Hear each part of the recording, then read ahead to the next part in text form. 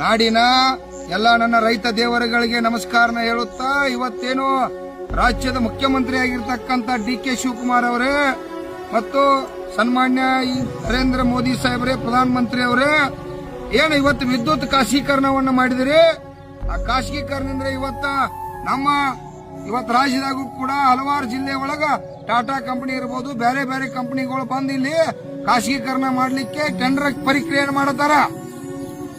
ನಾಳೆ ಖಾಸಗೀಕರಣ ಮಾಡಿ ನೋಡ್ರಿ ಹೆಂಗ ಮೊಬೈಲ್ ನಾವು ಹೆಂಗ ಜಿಯೋ ಕಂಪನಿದ ಮೊದಲ ಸಬ್ಸಿಡಿ ಆದ ಅಂತೇಳಿ ನಮಗ ತಲೆ ಕೆಡಿಸಿರು.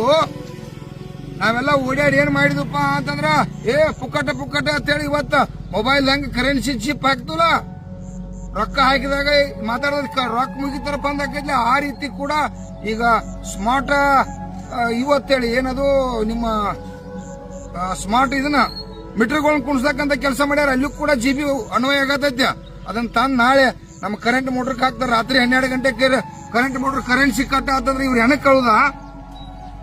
ತಕ್ಷಣ ರಾಜ್ಯದ ಮುಖ್ಯಮಂತ್ರಿ ಅವರು ಎಲ್ಲಾ ರಾಜ್ಯದಲ್ಲಿ ಇರ್ತಕ್ಕಂಥ ಸಂಸದರು ವಿದ್ಯುತ್ ಖಾಸಗೀಕರಣವನ್ನ ಸಂಪೂರ್ಣ ವಿರೋಧ ಮಾಡ್ತೇವೆ. ಅದು ತಕ್ಷಣ ವಾಪಸ್ ಆಗ್ಬೇಕು. ನಮ್ದು 26 ತಾರೀಕು ಮಟ್ಟ ಏನೋ ಗಡು ಕೊಟ್ಟಿರ್ತಕ್ಕಂಥ ಸನ್ನಿವೇಶ ಐತೆ.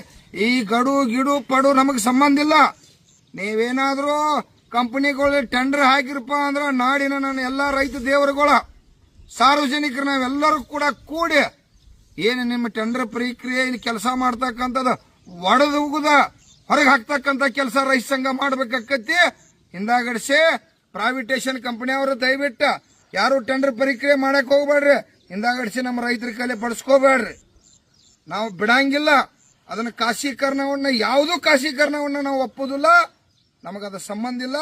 ರೈತರ ಸರ್ಕಾರನೇ ಇರಬೇಕು. ರೈತರಿಗೆ ಸವಲತ್ತುಗಳು ಸಿಗಲೇಬೇಕು. ರೈತರ ಶ್ರಮ ಪಡ್ತಕ್ಕಂಥ ಎಲ್ಲಿವರೆಗೆ ಶ್ರಮ ತಕ್ಕಂತೆ ಬೆಲೆ ಸಿಗಂಗಿಲ್ಲ. ರೈತರನ್ನ ಗೌರವಿಸ್ತಕ್ಕಂಥ ಕೆಲಸ ಮಾಡಬೇಕು. ವಿದ್ಯುತ್ ಖಾಸಗೀಕರಣವನ್ನು ಸಂಪೂರ್ಣ ವಿರೋಧ ಮಾಡ್ತಾ ಇದ್ದೀವಿ. ತಕ್ಷಣ ಅದನ್ನು ವಾಪಸ್ ಪಡಿಬೇಕಂತೇಳಿ ರಾಜ್ಯದ ಮುಖ್ಯಮಂತ್ರಿ ಮತ್ತು ದೇಶದ ಪ್ರಧಾನಮಂತ್ರಿ ಅವರಿಗೆ ಎಚ್ಚರಿಕೆಯನ್ನು ಕೊಡ್ತಾ ಇದ್ದೀವಿ.